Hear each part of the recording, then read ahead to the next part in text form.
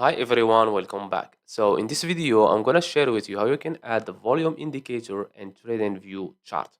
So just follow me and follow the steps. It's so easy and simple. So first of all, open your TradingView chart, then go to indicators, this one. Click on it, and here on the search bar, type volume and choose this one. Click on it, and as you can see here, this is the volume indicator. If you want to make changes to it, all you have to do is go to this arrow right here, click on it, and you have here volume indicator. Click on the gear icon, and you can change from here whatever you want. As you can see, we have style, we have here the color. You can change, for example, the color if you want, for example, like this. And you can change also the opacity, thickness of the bars if you want, and that's it. So I hope you found this video helpful. Don't forget to give us a like and subscribe. Thanks for watching, and see you in the next one.